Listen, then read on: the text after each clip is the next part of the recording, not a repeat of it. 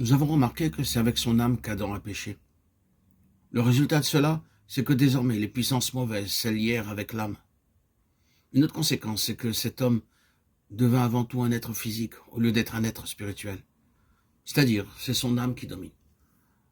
L'homme est donc dans un état de séparation d'avec son Créateur et le représente au bouleversement d'un ordre divin. Cela n'est qu'une partie du désordre beaucoup plus étendu causé par le péché d'Adam. Dans la nouvelle création en Christ, les principes de l'ordre divin véritable sont de nouveau établis.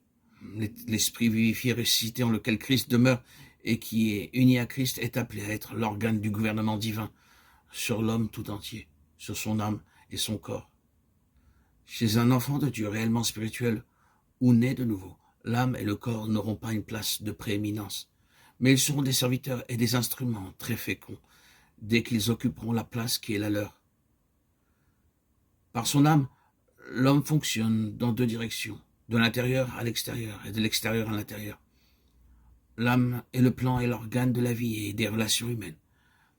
Les choses divines elles-mêmes, qui ne sauraient être en premier lieu saisies et connues par l'âme pour devenir pratiques dans la vie humaine, doivent avoir un organe constitué pour les interpréter, les transmettre et les rendre intelligibles aux hommes.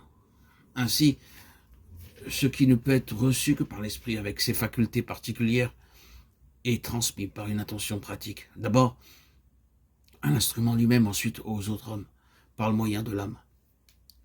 Cela peut se faire par une intelligence éclairée pour exprimer la vérité et la raison, par un cœur rempli de joie ou d'amour pour le réconfort et l'encouragement, ou pour une énergie vivifiée pour l'action ou l'exécution. Mais nous devons toujours nous souvenir que nous ne pouvons pas servir réellement les desseins divins et être de valeur éternelle par notre propre âme. Simplement, tout doit être donné de Dieu à nos esprits et par le moyen de nos esprits. Il faut que ce soit la vérité par révélation et non par notre raison. La joie et l'amour par le Saint-Esprit et non par notre propre émotion. L'énergie et la force en Christ et non notre propre impulsion et la force de notre volonté.